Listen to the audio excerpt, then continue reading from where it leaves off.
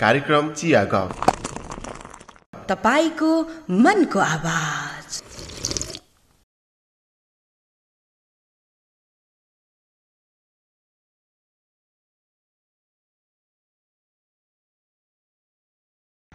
नमस्कार। कार्यक्रम चिया गफमा यहाँलाई स्वागत छ। कार्यक्रमलाई the garden cafe and restaurant यसै गरी 94 चिया पसलले प्रायोजन गरेको छ। कार्यक्रम चिया गफमा हामीले समाजमा एकदमै सङ्घर्ष गर्नुभएका व्यक्तित्व र उहाँहरूका जीवनीलाई समेट्दै आएका छौँ। आजको कार्यक्रममा हामीले आफ्नै बुबाले सुरुवात गर्नुभएको व्यवसाय फरक ढङ्गले मैले यसलाई अगाडि बढाउँछु भन्ने सोचाइका साथ अगाडि बढिरहनुभएका एकजना उद्योगी युवा व्यवसायलाई निम्ति आएका छौँ। हो, आजको बसाइमा हुनुहुन्छ कोहिनुर मेटल उद्योगका सञ्चालक युवा उद्योग व्यवसायी सुमन बस्याल। आउनुहोस् उहाँलाई कार्यक्रममा स्वागत गरौँ। स्वागत छ सुमनजी यहाँलाई कार्यक्रममा। धन्यवाद।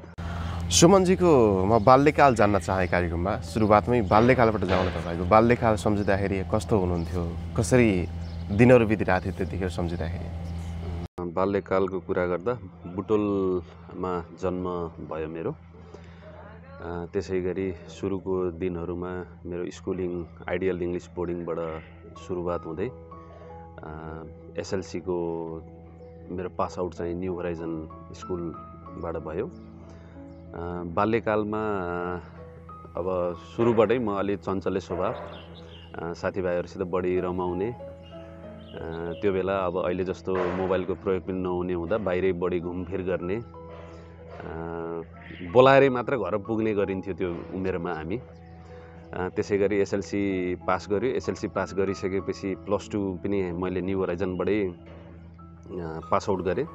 त्यो अन्तरालमा चाहिँ म सुरुको दिनहरूबाटै अब हाम्रो एउटा फ्यामिली बिजनेस अथवा जुन अहिले डेडीबाट सुरुवात भएको बिजनेसलाई मैले प्लस टूबाटै जाने, फ्याक्ट्री जाने, बस्ने गर्ने त्यो सुरु दिनबाटै मैले प्लस टू हुँदाबाटै गरिरहेको थिएँ।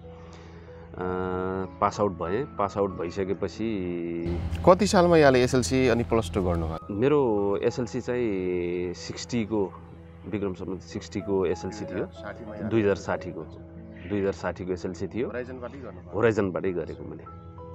होराइजनबाटै गरेँ। त्यसपछि प्लस टू पनि लगत्तै होराइजनबाटै कमर्समा म्यानेजमेन्टमा मैले प्लस टू गरेर त्यसपछिको फर्दर स्टडिजलाई म काठमाडौँ युनिभर्सिटी केसिएममा म चाहिँ बिबिआइएसमा अध्ययन गर्नको लागि बुटोल छोडेर काठमाडौँ। त्यतिखेर जुन काठमाडौँ प्रस्थान गर्नुभयो प्लस टू पछिको अध्ययनको लागि काठमाडौँ प्रस्थान गर्नुभयो, त्यतिखेर बुटोलमा थिएनन् प्लस टू पछिका पढ्ने त्यति राम्रो विद्यालयहरू? त्यति बेला के थियो भन्दाखेरि लहर एउटा बाहिर जानेको एकदमै ठुलो लहर थियो। खास त म ठ्याक्कै ब्याचलर्स पढ्नै भनेर काठमाडौँ पुगेको पनि थिएन। म चाहिँ हामी भर्खरै प्लस टू पास गर्ने बित्तिकै अस्ट्रेलियाको ट्रेन्ड निकै व्यापक थियो त्यो बेला। म पनि त्यो लहरमा अलिकति घुलमिलिसकेको थिएँ, मन एकदमै गइसकेको थियो। अनि मेरा साथी जुन मेरो सर्कलको साथीहरू सबैजना आइएल्स गर्ने भन्दै काठमाडौँ गएको अवस्था हुँदाखेरि म फेरि घरमा एक्लो छोरो हुँदाखेरि घरबाट अलिकति त्यसलाई प्रिफरेन्सको रूपमा लिनु भएन।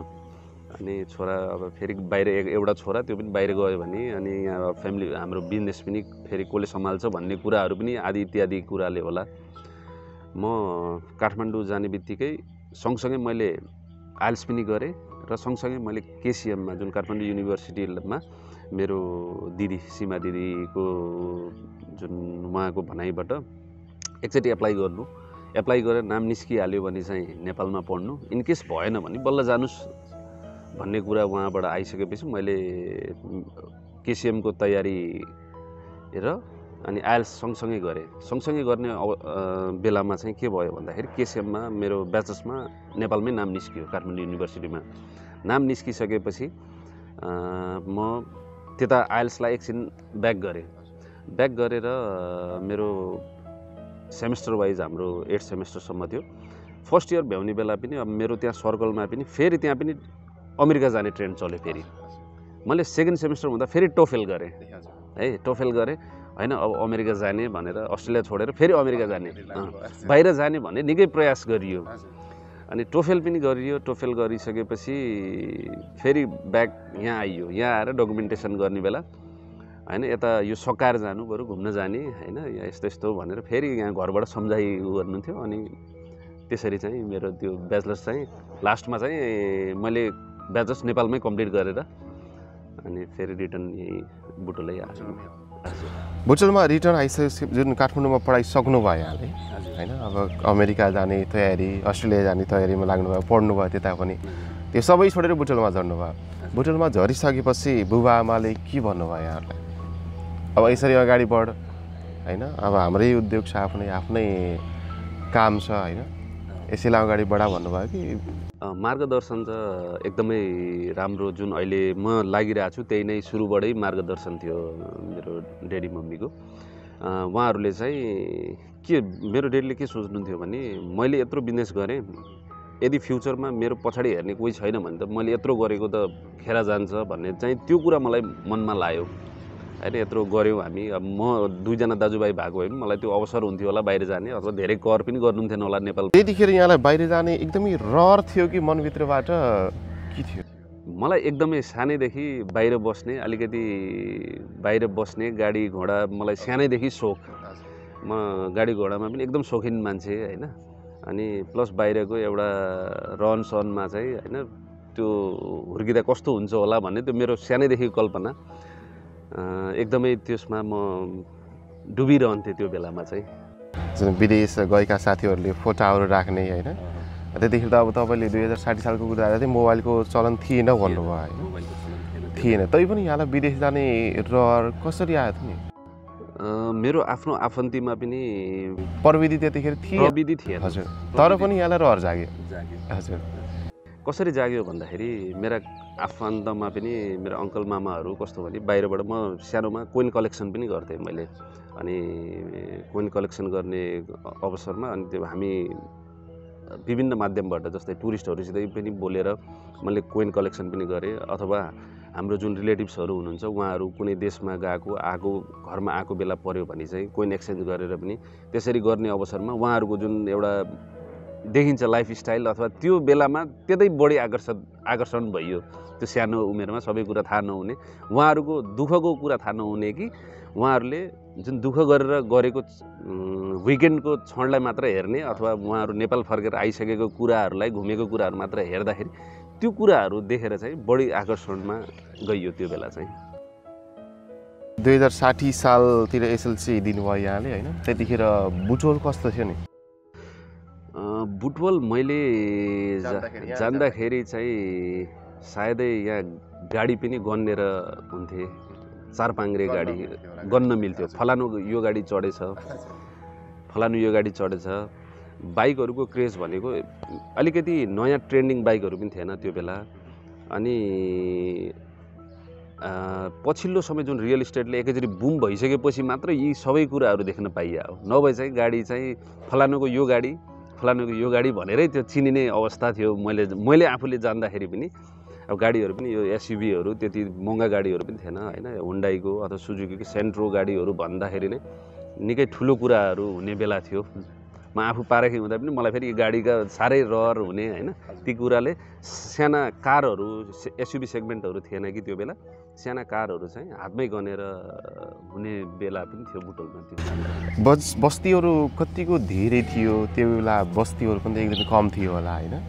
बस्ती कम थियो। मलाई याद आउँछ हामी अहिले ड्रिमल्यान्ड, पहिला पुरानो समरल्यान्ड हुँदाखेरि हामी स्विमिङ गर्नलाई एउटा लोकल बसमा जान्थ्यौँ, जुन चाहिँ लोकल बसमा गएर स्विमिङ गरेर फर्किने अवस्था थियो। गाडी घोडाहरू त्यति पनि थिएन, बाटो साँघुरै थियो, सानो थियो, पिच थियो। पिच हाइवे चाहिँ पिच थियो, दुईतिर चाहिँ काँडे तारै गरेर, जुन अहिले यो बिल्डिङहरू देख्नुहुन्छ त्यहाँ काँडे तारै गरेर खेती योग्य जमिनहरू नै थियो त्यो बेला मैले जान्दा। त्यस्तै गरी हामी होराइजन स्कुल पढ्ने बेला पनि साइकलमा हामी सुखानगरबाट म कालिकानगर आउने क्रममा पनि साँघुरो बाटो, ग्रेभल बाटो, जुन अहिले यो हाम्रो तिनकुनेदेखि कालिकानगरको छ, साँघुरो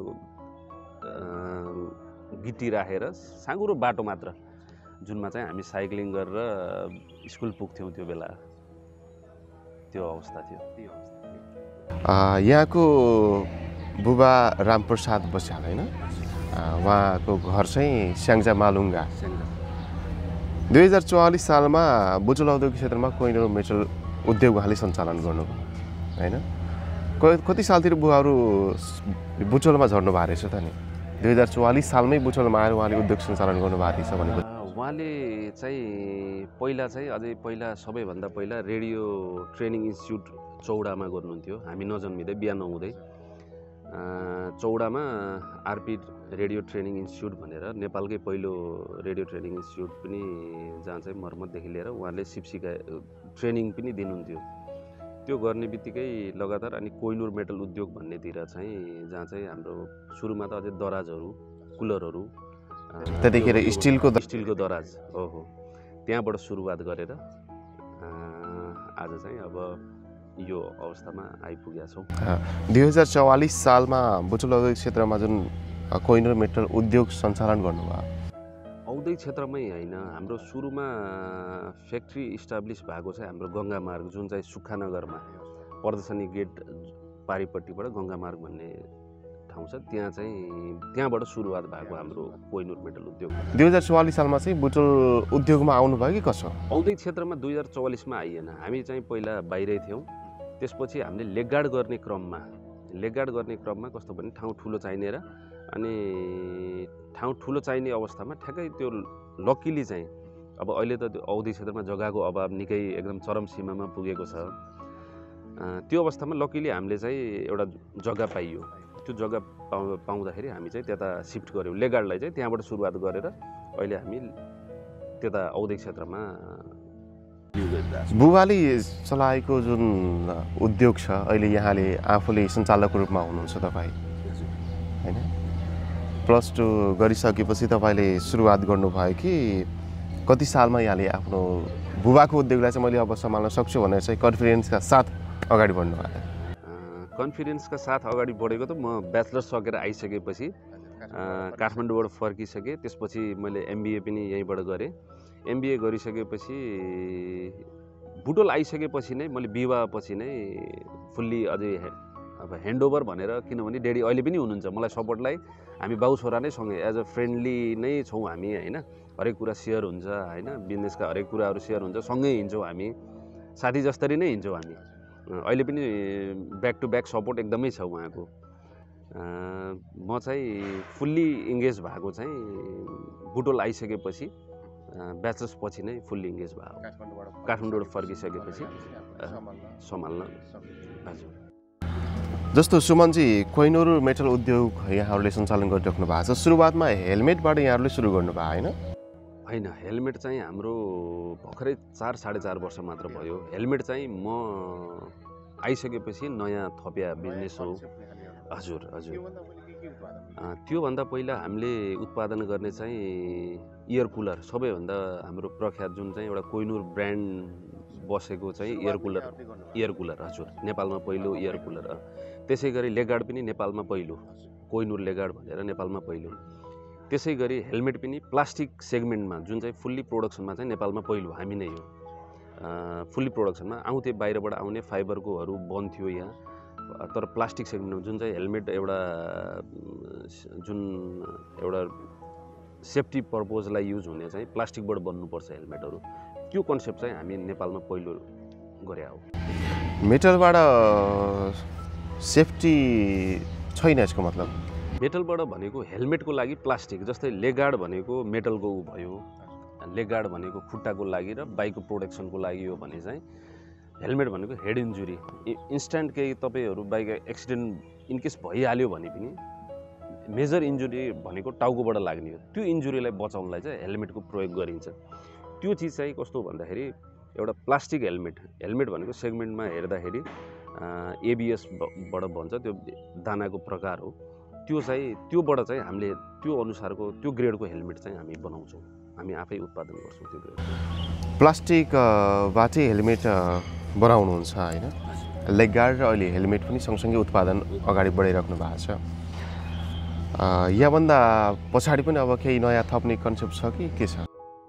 एउटा सानो प्रसङ्ग जोड्न चाहे कस्तो भयो भन्दाखेरि हामी लेगार्ड र हेलमेट सँगै गरिरहेको थियौँ सँगै गर्ने क्रममा औद्योगिक क्षेत्रमा जग्गाको अभावले गर्दा लगभग हामी जेठमा चाहिँ हेलमेटलाई चाहिँ छुट्टै गङ्गोलियामा अहिले हाम्रो कन्स्ट्रक्सन भइरहेछ हेलमेटलाई सार्नलाई एकदमै अभाव भयो जग्गाको अभाव भएर अनि यो हेलमेट कस्तो बिजनेस रहेछ भन्दाखेरि जति गर्यो त्यति इन्भेस्टमेन्ट गएकै हुने कि हैन। त्यो इन्भेस्टमेन्टमा अझै पनि हामी 4 वर्ष भयो पुरै कम्प्लिटली हामीले चाहिँ त्यसलाई वेल सेटअप गर्न सकिया छैन।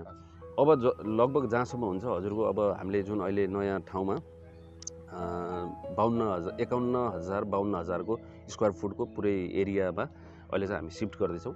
त्यहाँ पुगिसकेपछि चाहिँ हामी त्यसपछि चाहिँ प्रपर सेटअप हेलमेटको चाहिँ प्रपर सेटअप हुन्छ। कतिको गाह्रो रहेछ नि उद्योग सञ्चालन गर्नको लागि?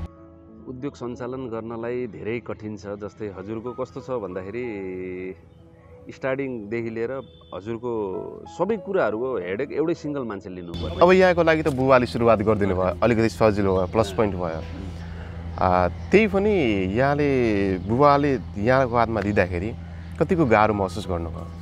मैले गरेँ सुरुका दिनहरूमा। जस्तै हाम्रो कस्तो थियो भन्दाखेरि सहज त मैले लगभग हाम्रो सेयरमा अहिले पनि कस्तो हुन्छ नि जे काम पनि आधा आधा सेयरिङ गरिन्छ बाउ छोराले हैन। अब यो काम उहाँले गर्नुभएको छ नि उहाँले नै गर्नुभएको छ, त्यसले धेरै सहज बनाएको छ मलाई।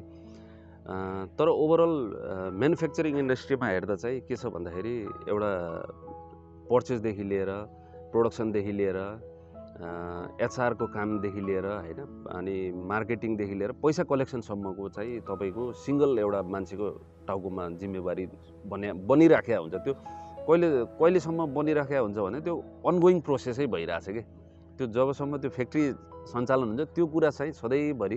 अब यो त दैनिकको युज हुने प्रपर्टीभित्रै पर्यो, यो सधैँ सञ्चालन होला नहोला एउटा कुरा छ होइन। तर पनि यो उद्योगबाट चाहिँ यहाँ कतिको सन्तुष्टि हुनुहुन्छ?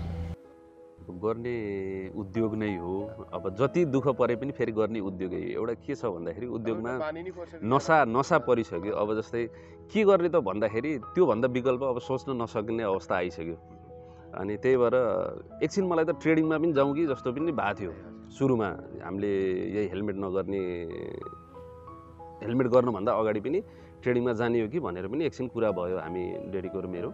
तर त्यो भन्ने बित्तिकै मलाई त्यति बेला नसा नपसिसकेको र डेडलाई पसिसकेको हुँदाखेरि होइन ट्रेडिङ होइन हामीले भनेको उद्योगीले उद्योगै गर्नुपर्छ भन्ने चाहिँ उहाँबाट त्यो मैले सिकेको हुनाले त्यो कुराहरू मलाई अलिकति इन्फ्लुएन्स त्यो कुरामा धेरै इन्फ्लुएन्स हुँदाहुँदै म पनि अब उद्योगभन्दा अरू विकल्प छैन, जति दुःख परे पनि उद्योग चाहिँ गर्नुपर्छ भन्ने चाहिँ।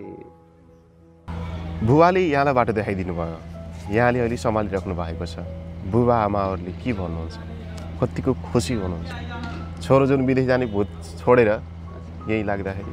त्यो कुरा त अहिले अब विदेश जाने कुराहरू सम्झिनुहुन्न डेडी मम्मीले होइन। तर कस्तो छ भने उहाँहरू खुसी हुनुहुन्छ। अनि कस्तो हामी चाहिँ सँगसँगै भएको हिसाबले पनि हाम्रो each and every time sharing नै हुन्छ। अब जस्तै डेडी र म सँगसँगै हिँड्छौँ फ्याक्ट्री पनि। अहिले पनि डेडी रेगुलरै जानुहुन्छ, मलाई सपोर्ट रेगुलरै बेसिसमै भइरहेछ। त्यो कारणले चाहिँ त्यो एउटा टाइम हुँदैन कि जस्तै हामी लामो ग्यापपछि भेटेर डेडीले मलाई ल ठिक छ स्याबासी बाबु भन्ने त्यो छैन कि हामी सँगसँगै चाहिँ गरिरहेछौँ। त्यो अवस्था छ हाम्रो नेपालमा। अब उद्योगहरू सञ्चालन गर्नको लागि भारतसँग धेरै खुल्ला सिमाना छ हैन। धेरै भारतबाटै आयात हुन्छ हाम्रोमा, निर्यातभन्दा पनि आयात बढी छ। कतिको प्रतिस्पर्धा गर्न कतिको गाह्रो छ नेपाली उद्योग र जुन भारतबाट आयात हुन्छ? नेपाल सरकारको कस्तो छ भन्दाखेरि नियम र मेटेरियल र फिनिस गुड्समै हेर्ने भने पनि फिनिस गुड्समा हाई कस्टम हुनेको सट्टा र मेटेरियलमै बढी कस्टम भएको छ। यो कुराले चाहिँ धेरै म्यानुफ्याक्चरिङ इन्डस्ट्रीहरू एकदमै मर्कामा परेको छ।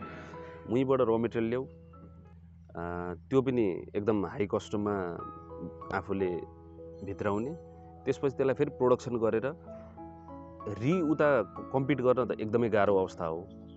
यही सर्भाइभललाई पनि फेरि त्यो भन्सार फेरि रेडिमेड चिजको भन्सार कम भएको हुनाले इन्डियाबाट आयात भएको बनाउ सामानसित कम्पिट गर्न एकदमै गाह्रो अवस्था छ। यो कुराहरू चाहिँ अब त्यो सरकारले अब धेरै लबिङ पनि अब धेरैचोटि अब कुरा हुँदाखेरि त्यो कुराहरू गरिरहेको छ। यो कुराहरू चाहिँ चाँडो यो सम्बन्धित निकायमा सुनियोस् भन्ने चाहिँ मलाई यो कुराहरू अलि कन्सर्न पार्टीले चाहिँ यो कुरालाई अलिकति जस्तो बाइककै कुरा गर्ने हो भने होइन, हेलमेटकै कुरा गर्ने हो, लेग गार्डकै कुरा गर्ने हो भने नेपालमा महँगो भयो 20-25 किलोमिटर पर भारतको सिमाना छ, त्यहाँ गएर राख्यो भने अलिकति सस्तो पर्छ भन्ने नेपालीहरूको सोचाइ छ कि रूपन्देहीमा पनि कति हुनुहुन्छ होइन। पछिल्लो समय त हामीले लेगाडलाई टोटल कोइनुरमय नै बनायो लेगाडलाई। जस्तै भारतबाट मान्छेहरू आएर पनि कोइनुर लेगाड लाउने भनेर त्यसरी आउने हामी एउटा चाहिँ क्वालिटी फोकस काम गर्छौँ हामी चाहिँ। जस्तै कोइनुरको ब्रान्ड चाहे एयर कुलर होस्, कुनै दराज, हाम्रो पुराना दराजहरू पनि कहिलेकाहीँ सुनिन्छ कोही गएको अवस्थामा, दराज तपाईँहरूको दराज त हामीसित अहिले पनि छ, तपाईँहरूको कुलर मलाई अब फ्याक्ट्रीमा कुलर कहिलेकाहीँ रिपेयरिङ गर्न आउँछ, 20-22 वर्ष भयो अहिलेसम्म कुलर केही भएको छैन, हजुरहरू कुलर कति बलियो भनेर हुन्छ। लेगाड र हेलमेटलाई पनि हामीले त्यही क्वालिटीमा कन्टिन्यू गरिराखेका छौँ। त्यो कारणले चाहिँ हाम्रो एकचोटि मान्छेले युज गरिसकेपछि चाहिँ त्यो कुरालाई चाहिँ मान्छे निर्धक्क भएर कोइनुर चाहिँ सेफ छ र क्वालिटी छ भनेर त्यो कुरालाई फेरि रियुज पनि गर्नु भएको हुन्छ ग्राहकहरूले। यहाँहरू चाहिँ यतिमै सन्तुष्ट हुनुहुन्छ कि अझै क्वालिटी कसरी दिने भन्नेमा चाहिँ लागिराख्नु भएको छ? क्वालिटी भनेको त सधैँभरि अपग्रेड गर्दै जाने कुरा हो, चाहे त्यो प्रोसेसबाट होस् अथवा कुनै एउटा कन्सेप्ट कुनै नयाँ प्रविधि ल्याएर होस्। हामी चाहिँ यो कुरालाई चाहिँ एकदमै रिसर्च गरिरहेको हुन्छौँ। अब अहिले पनि हामीले अब जुन हेलमेट छ हामी चाहिँ अब यहाँ नेपालभित्र मात्र नभएर अब हामीले चाहिँ एक्सपोर्टलाई पनि हामीले सोचिरहेका छौँ। त्यो एक्सपोर्ट सोच्दाखेरि अहिलेसम्म एक्सपोर्ट गर्नु भएको छैन? अहिलेसम्म हामीले एक्सपोर्ट गरेको छैन। यो नेपाल सरकारले नै अनुमति नदिए हो कि कसो छ यसको नियम? यस्तो छ, कस्तो छ भन्दाखेरि एक्सपोर्टलाई स्ट्यान्डर्ड चाहिने अथवा पहिला नेपाली स्ट्यान्डर्डमा दर्ता भएर त्यसपछि चाहिँ जुनै पनि देश पठाउने, जस्तै इन्डिया गर्नुहुन्छ भने आइएसआई स्ट्यान्डर्ड हुनपर्छ त्यो प्रोडक्टमा। हाम्रो लेगाड र हेलमेटमा नेपाल गुणस्तरले त्यो स्ट्यान्डर्ड नै नगराएको हुनाले अहिले पछिल्लो समय चाहिँ छैन। त्यो हामीले चाहिँ आफै लबिङ गरेर अहिले हामी आफैले पनि ल्याब सेटअप गर्दैछौँ, तुरुन्तै ल्याब सेटअप हुँदैछ र अनि त्यो कार्य समिति जुन गुणस्तरको कार्य समितिमा म आफै पनि त्यसमा छु, जुन चाहिँ हेलमेट स्ट्यान्डर्डलाई बनाउनको लागि कम्पनीको तर्फबाट म आफै पनि इन्भल्भ छु। त्यो चाहिँ अब शीघ्र त्यो स्ट्यान्डर्ड पनि बन्छ र हामी एक्सपोर्टमा पनि शीघ्र जानेछौँ त्यसलाई चाहिँ। अहिले दैनिक कति हेलमेट अनि लेगगार्डहरू यहाँहरू उत्पादन गर्न सक्नुहुन्छ? कति क्षमता छ यहाँहरूको उद्योगमा? हाम्रो के छ भन्दाखेरि लेगगार्डको हाम्रो अहिले दैनिक उत्पादन 1200 देखि 1500 छ। हाम्रो क्षमता भनेको हामी 2000-2500 सम्म बनाउन सक्छौँ। त्यसै गरी हेलमेटको चाहिँ हाम्रो अहिले दैनिक उत्पादन 1500 छ। हामी चाहिँ अहिले जुन हामी नयाँ सेटअपमा जाँदैछौँ त्यहाँ चाहिँ हाम्रो 5000 देखि 6000 पर डे बनाउने चाहिँ हाम्रो टार्गेट छ। कतिजनालाई रोजगार दिनुभएको छ त नि उद्योगमा? अहिले तत्काल चाहिँ हामीले लगभग हाम्रो प्रत्यक्ष रोजगारमा चाहिँ 250 जना, लगभग 250 जनालाई हामीले प्रत्यक्ष रोजगार दिएका छौँ। वहाँ गइसकेपछि चाहिँ हाम्रो जुन प्रोडक्सन बढ्ने सितै हाम्रो चाहिँ रोजगार पनि अझै बढ्ने छ, प्रत्यक्ष रोजगार चाहिँ अझै त्यसमा थप हुनेछ। यहाँ अब आफै उद्योग सञ्चालकको रूपमा हुनुहुन्छ होइन, धेरैलाई अब रोजगार दिनुभएको छ, आफैले रोजगार दिनु पाउँदाखेरि कस्तो फिल हुँदो रहेछ नि? यो कस्तो भन्दाखेरि एउटाबाट 4 जनाको चुलो जल्छ, 4 जनाबाट फेरि अरू जल्छ भन्ने चाहिँ यो एउटा नेटवर्किङ जस्तो लाग्छ यो कुराहरू चाहिँ। जस्तै हामीलाई पनि कामदार नभई नहुने, कामदारलाई काम नभई नहुने, त्यो कारणले चाहिँ यो चाहिँ एकदमै यो पाटो हेर्दाखेरि निकै रमाइलो लाग्छ यो कुरा चाहिँ होइन। कसैको परिवार चलेछ, बच्चा बच्चीहरू स्कुल गएका छन्, पढेका छन् होइन, उनीहरू पनि फेरि फर्दर आफ्नो प्रोग्रेसिभ वेमा अगाडि बढेका छन्, परिवार यसरी नै चल्छ जस्तो लाग्छ। कसैले कोही रोजगारदाता भएर कोही रोजगारीमा गएर नै चलिरहेछ यो चाहिँ। कुन कुन सिजनमा अलि धेरै यो लेगगार्ड त्यसै गरी हेलमेटको व्यापार हुँदो रहेछ? यो सिजन चाहिँ बाइक बिक्ने बढी सिजन भनेको चाहिँ हाम्रो दसैँ र तिहारमै हो। भनेको भदौ अहिले हजुर नेपालभरि नै उत्पादन पुर्याउनु भएको छ होइन? यहीबाट तपाईँहरूले? हामीले फ्याक्ट्रीबाटै डाइरेक्ट सप्लाई गर्छौँ। हजुर हजुर, हाम्रो पिक सिजन भनेको भदौ असोज जुन चाहिँ दसैँ तिहारमा गाडीको किनबेच बढी हुने भएको अवस्था हुँदाखेरि त्यो बेलामा नै बढी हाम्रो सेल्स बढी हुन्छ। त्यो बेला नेपालमा कच्चा पदार्थलाई नै 63% भन्सार शुल्क तिर्नुपर्छ। अहिले कति छ? त्यो चाहिँ अहिले पनि त्यही नै छ। यो चाहिँ अझै स्पेसल घटबड भइरहन्छ कि कसो छ? यस्तो छ, घटबड हुँदैन।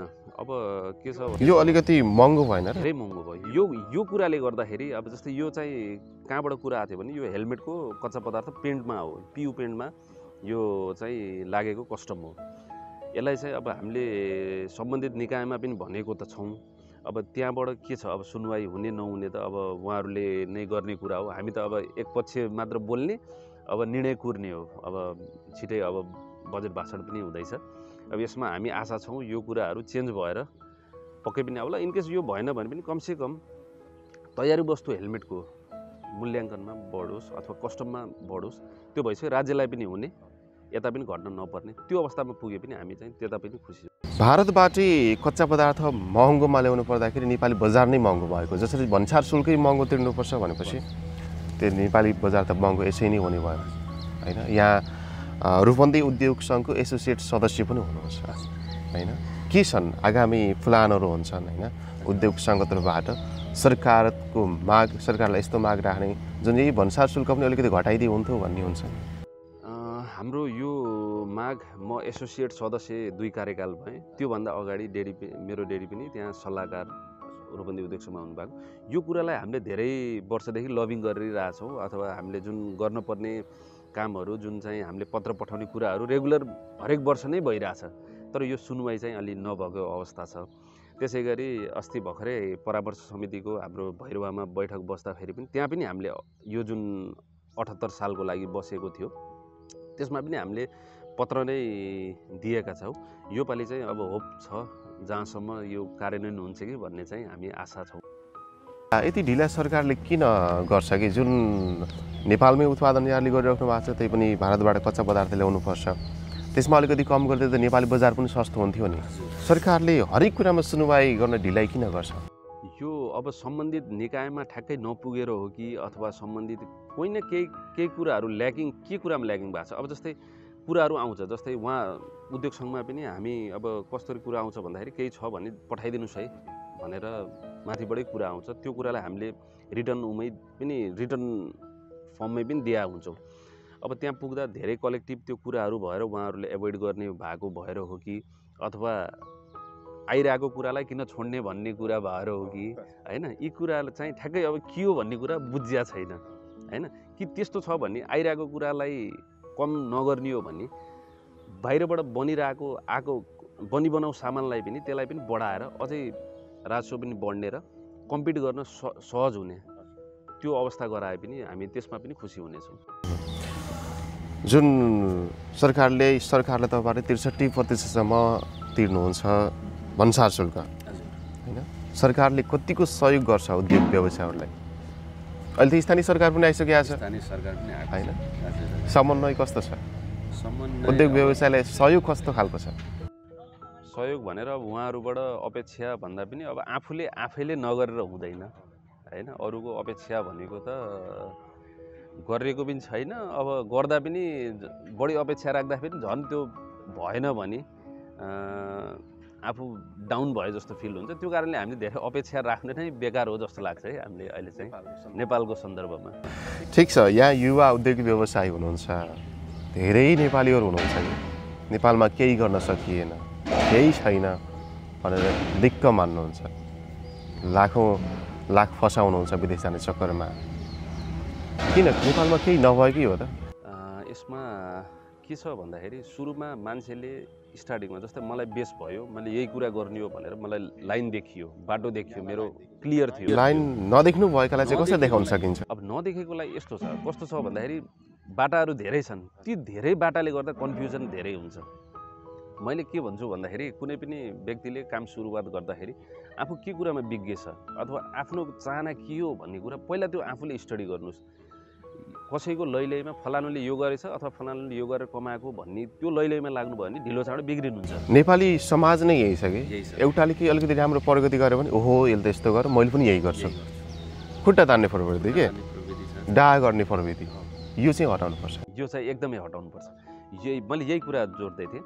यो कुराले चाहिँ के हुन्छ भन्दाखेरि 1-2 वर्ष देखिन्छ, लास्टमा उसले अर्काको पनि गरेको बिगार्छ, ऊ आफू पनि सेल्फ पनि बिग्रिने हो। त्यो कारणले चाहिँ आफू केमा कुशलता छ त्यो कुरा आफूले सेल्फ स्टडी गरेर प्लानिङ गरेर मात्र काम सुरुवात गर्नुभयो भने पक्कै पनि सक्सेस हुनुहुन्छ। यो उद्योग व्यवसायमा होइन यहाँ युवा उद्योगी हुनुहुन्छ यसै पनि धेरै उद्योगहरू छन्, यहाँको अबको सोचाइ केही फरक छ? हामीले सुरुवात दिनबाटै कामहरू गरेको नेपालमा अलिकति फरक तरिकाका कामहरू गर्दै आएका छौँ। यो श्रेय त सबै मेरो डेडीलाई नै जान्छ। अब यसपछिका कुराहरूमा चाहिँ अब मेरो जिम्मेवारी थप बढेको मैले महसुस गरेको छु। काम गर्ने क्रममा अब एडभान्समेन्टको कुरा र नयाँ टेक्नोलोजीको कुराहरू दिनानुदिन थपिरहेको पनि छ र त्यो कुरालाई हामीले चाहिँ एडप्ट गरेर हिँडिरहेका छौँ पछिल्लो समयमा चाहिँ। जबसम्म हामीले अब नयाँ टेक्नोलोजी र नयाँ सिपमा नगइकन अब चाहिँ कम्पिटिसन गर्न पनि गाह्रो र अपरेसनमै गर्न पनि गाह्रो हुने अवस्था चाहिँ पछिल्लो समयमा देखिरहेको छ। हजुर, सानोमा तपाईँ एकचोटि मामा जस्तो प्रहरी अफिसर पनि बन्ने चाहना राख्नु भएको छ नि? मलाई सानोमा चाहिँ रहर चाहिँ कस्तो भने गन बोकेर हिँड्दाखेरि होइन, त्यो बाल्यकालमा चाहिँ त्यो साह्रै रहर, त्यो गन बोकेर हिँड्ने अनि एउटा पुलिस अफिसर भइसकेपछि गाडीमा हिँड्ने त्यो चाहिँ सानैदेखिको रहर थियो। त्यो अवस्था त्यो बाल्यकालको अवस्थामा चाहिँ त्यो एकदम रहर थियो। त्यो रहर हुँदाहुँदै पनि उद्योगतिर यहाँ आफू लाग्नु भयो होइन। ठिक छ सुमनजी, हामी कार्यक्रमको अन्तिममा पनि आएका छौँ है। अन्त्यमा चाहिँ के भन्न चाहनुहुन्छ? त्यो बेला हामीलाई हेरेर बस्नुभएका मैले भन्न छुटाएका कुरा केही छन् भने र यहाँलाई भन्न मन लागेका कुरा केही छन् भने कृपया। सर्वप्रथम धन्यवाद यो मौका दिनुभएकोमा जागरण पोस्टलाई। त्यसै गरी अब लगभग कुराहरू त धेरै कुराहरू आइसकेको छ होइन। अब जुन चाहिँ एउटा मैले आफूले भन्नुपर्ने कुराहरू छुटेको भनेको त अब युवा उद्यमी भनेर जुन बोलाउनु भएको छ त्यसको लागि मैले एउटा देखाउने बाटो अथवा जो नयाँ आउने जुन उद्यमीहरू हुनुहुन्छ, जुन यङ्स्टर्सहरूलाई, उहाँहरूलाई चाहिँ एकदम प्लानिङ गरेर आउनुहोस् होइन। प्लानिङ गरेर आउनुहोस्, तुरुन्तै इन्भेस्टमेन्ट भन्दा पनि के कुरामा इन्भेस्ट गर्दै हुनुहुन्छ, के कुरामा इन्भेस्ट गर्दै हुनुहुन्छ त्यो कुरा चाहिँ स्योर सेक्योर छ कि छैन। प्लानिङमा टाइम आफू पहिले ढुक्क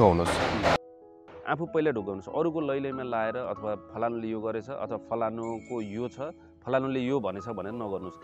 आफू केमा सक्षम हुनुहुन्छ त्यो कुरा प्लानिङमा अलिकति टाइम बिताउनुहोस्, प्लानिङ प्रपर गरेर मात्र लगानीमा आउनुहोस् भन्न चाहन्छु मैले चाहिँ। इन्भेस्टमेन्ट जो नयाँ गर्दै हुनुहुन्छ युवा नयाँ पिँढीहरूलाई धेरै भन्नुहुन्छ है। हुन्छ सुमनजी, यो समय र यो संवादको लागि धेरै धेरै धन्यवाद यहाँलाई। हजुर, थ्याङ्क यू।